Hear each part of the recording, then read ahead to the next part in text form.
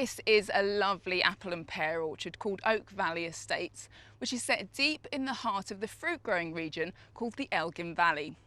This is where some of this beautiful South African fruit is produced.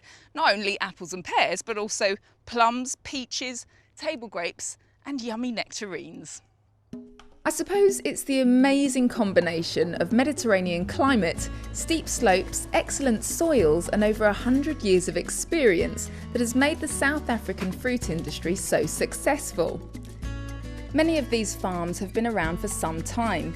This one in the Witzenberg Valley above Ceres is now in its 5th generation of Du Toit family and has 360 hectares of fruit trees.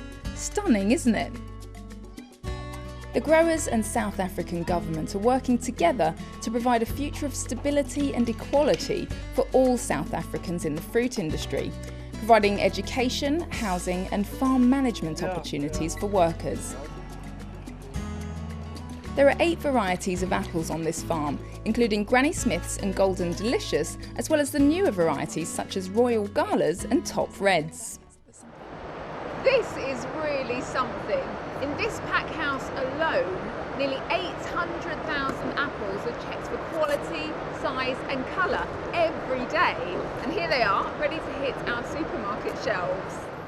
It's not just apples and pears, there are a whole variety of peaches that come out of the Cape. And up north, near the Kruger Park, delicious grapefruit are grown.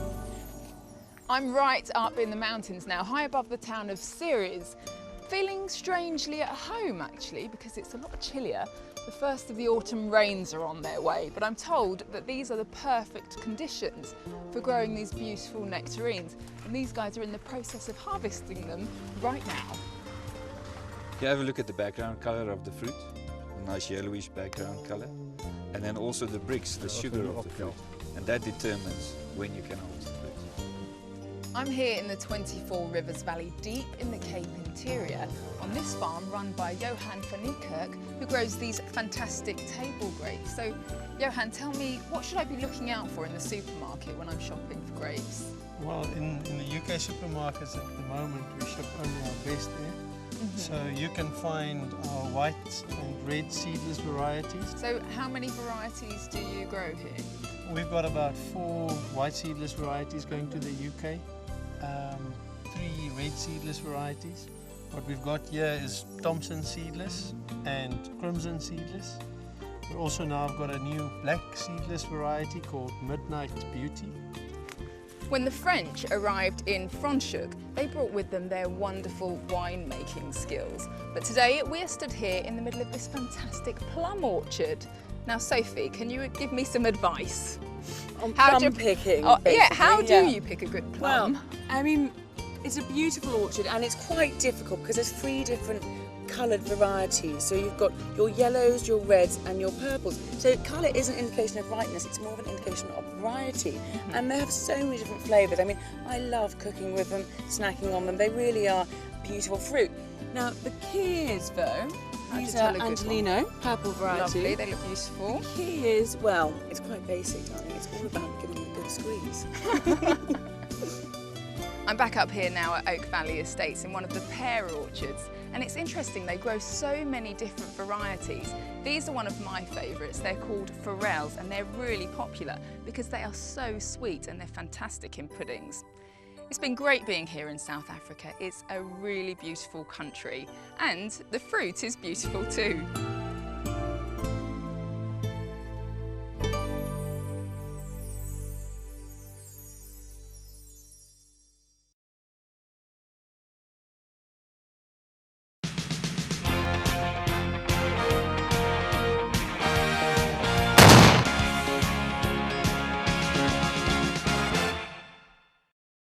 I'm here in one of South Africa's most celebrated historical streets in Tulbagh, an easy drive from Cape Town.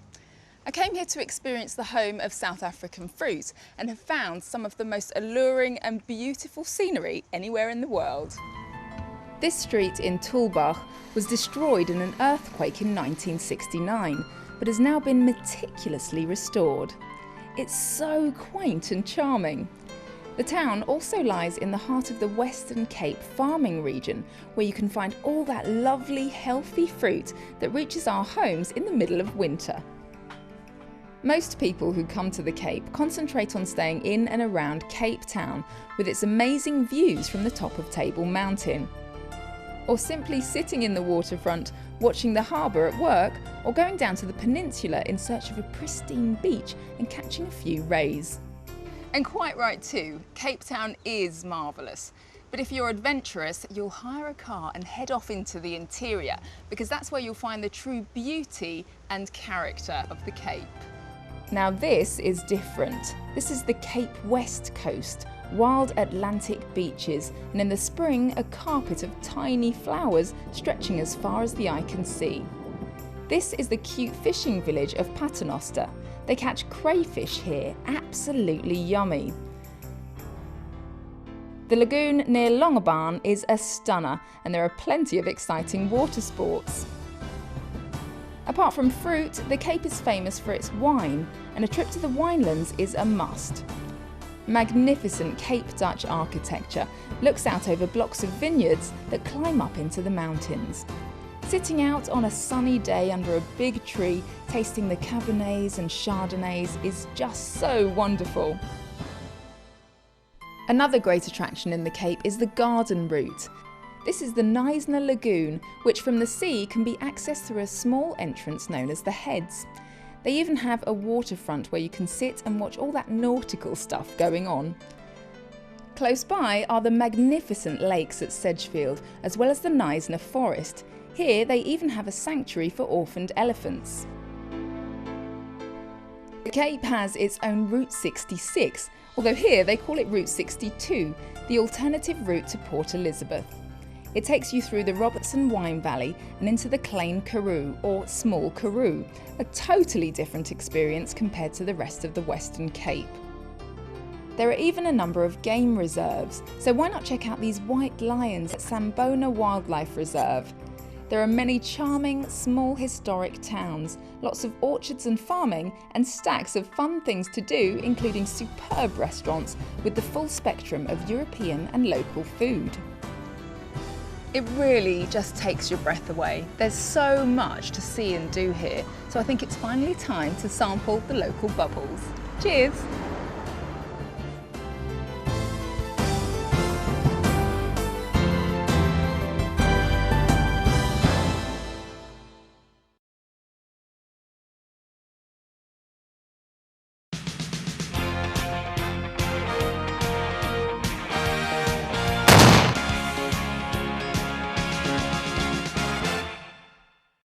It's not surprising that the Rainbow Nation, South Africa, produces a wide variety of food. An example is right here in Franschhoek near Cape Town. The French Huguenots arrived in the late 17th century and set up shop, and their influence on the food and wine is still evident today. Naturally, the French brought their sabres, wine and champagne making skills with them to this beautiful valley. It is still very French, and here at Haute Cabrières restaurant high above the town, Sophie is in her element and checking out Matthew Gordon's culinary skills. Matthew, what are you making for me today? Well, we've got this Malay spice springbok, which has been nice and gently cooked, so it's a little bit rare in the middle. And this is native to South Africa, isn't it? Absolutely, So really springbok is, you couldn't get more South African than a springbok. So we're going to pop that around the plate like that. Got a couple of these beautiful grilled ripe peaches, yellow cling peaches. And we've got these little baby corns, which I've also grilled. And I've made a salsa from tomato, avocado and red onion, which I'm just going to dance around here like that. It's a very delicate dish, and it's got all those kind of components of South Africa with the different levels of flavours and textures and spices. Lots of textures and flavours and lots of different elements to it. But it's also a nice and colourful dish as well. Today we're in Paarl, which is around 30 minutes drive from Cape Town, and we're visiting the oldest restaurant in the town called La Borie.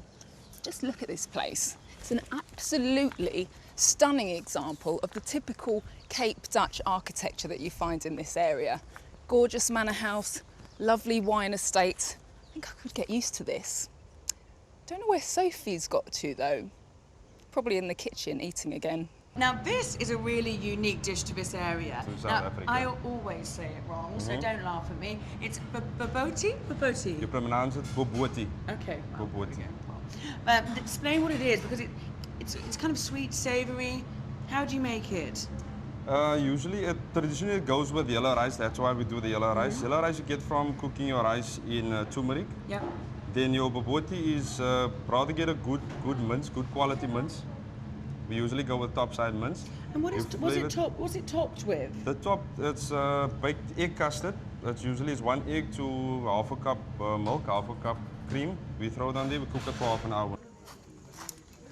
Oh, Strawberry salad thank you. and Malay curry. It smells fantastic. What have you got?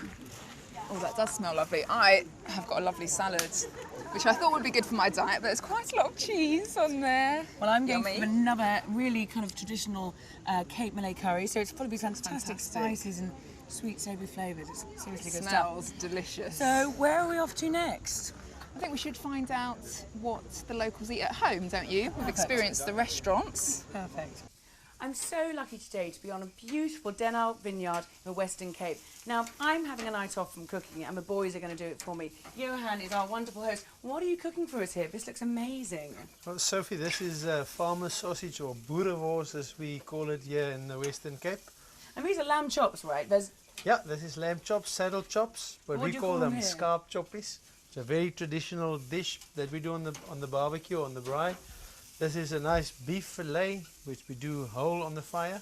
So lovely stuff here in South Africa. Now, it's a big, serious meat fest. Are we going to give Jasmine anything to eat tonight? Oh, we've got us some mushroom we've steaks got- over there.